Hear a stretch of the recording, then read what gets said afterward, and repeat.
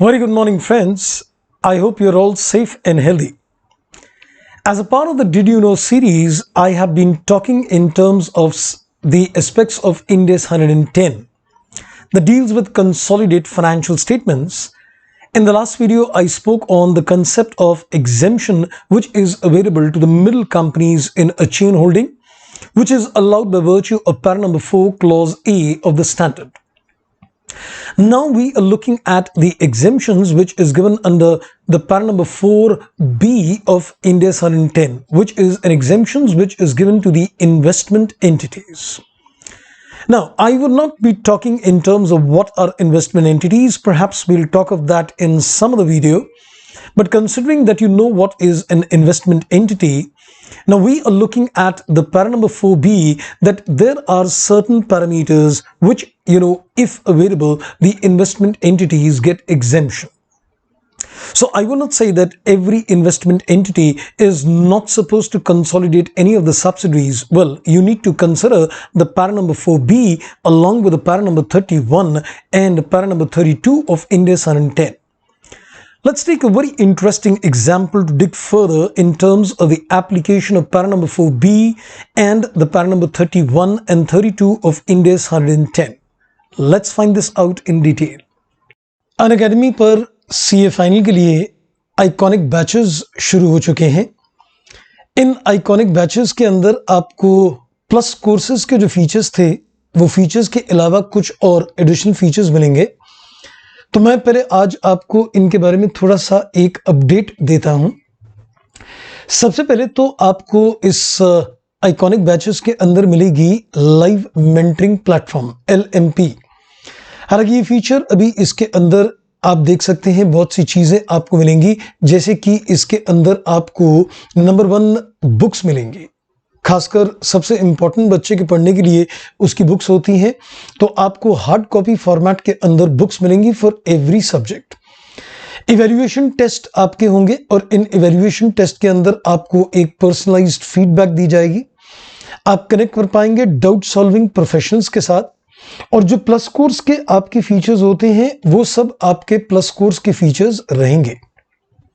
ये additional features आपको मिलेंगे इस आइकॉनिक बैच के अंदर।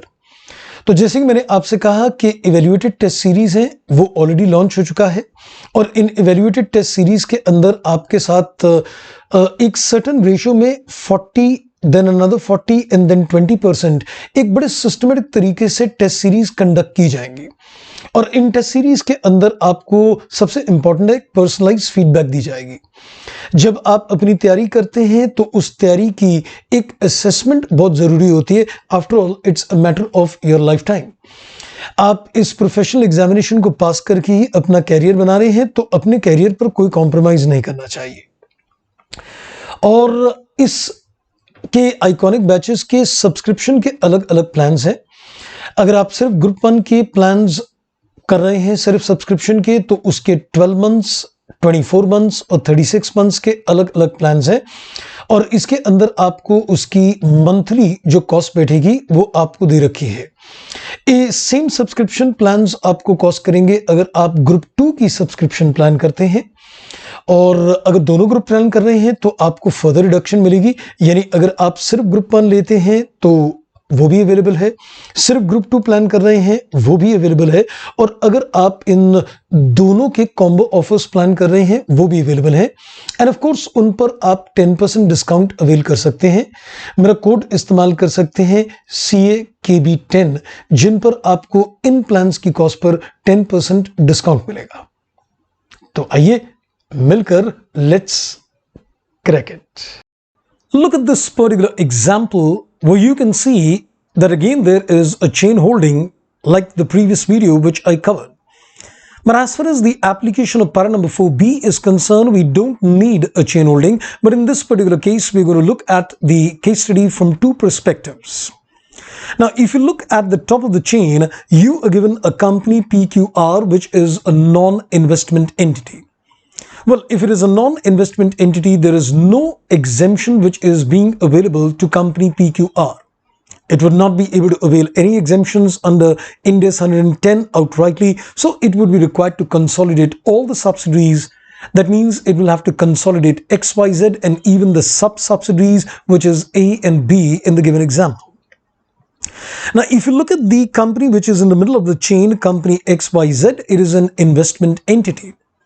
Now, you could perceive the exemption to company XYZ Limited, once you could evaluate from the point of view of para number 4A clause A, where you need to look at the 4 conditions and you could look at the exemptions in terms of para number 4B. Now, if I look in terms of the para number 4 clause number A, I would say very apparently we can say that XYZ is a wholly owned subsidiary of PQR. Considering that XYZ is not listed, considering that XYZ is not in the process of getting listed, and considering that PQR might be preparing consolidated financial statements as per Ind AS 110, XYZ Limited will be able to avail the exemption of presenting consolidated financial statements. That is one aspect of the thing. In the same example, when you're looking at company XYZ, you could also perceive it from the point of view of the para number 4B, where you are now looking at the para number 31 and 32 also in action. Because XYZ is an investment entity, and it is in the middle of the chain holding, the exemptions can be seen from 2 perspectives. We've already seen from the point of view of the para number 4 clause A. Let's have a look in terms of para number 4B. Now, when you look at XYZ Limited as an investment entity, you need to first of all see that if it has got a subsidiary, is that also an investment entity? Well, if that be the case, then exemptions are available to company XYZ. But if it has got a non-investment entity, like in this case, it has got A and B, and both are non-investment entities, we need to dig further. We need to find out, what is the nature of the business which company A and B is doing. Now, if company A, you see, is a non-investment entity and at the same time it is carrying on the services which relates to the company XYZ, in that particular case, A Limited needs to be consolidated. But in terms of B Limited, it is a non-investment entity, but we are not given that it is doing anything which is related to XYZ. So if you look at from the point of view of para number 4B, I would say that company XYZ has got 100% stake in A. Now, one is that it is a non-investment entity. That's one. Number 2, the services provided by A relates to XYZ. Now, if these 2 conditions are met, then A needs to be consolidated. But if any one of the condition fails, then it need not consolidate. That means if XYZ has got a subsidiary which is an investment entity, you get the exemption. If XYZ has got a subsidiary which is a non-investment entity and the services are not similar to XYZ, you don't need to consolidate. But it is only when it has got a subsidiary which is a non-investment entity, one, and its services relate to XYZ, then it needs to be consolidated. So that means, you mean to say that in this particular example, if you look at the para number 4B, XYZ will have to consolidate A Limited? Yes. But if you look at the para number 4 clause A, then XYZ gets a complete exemption of consolidating both A and B? Yes.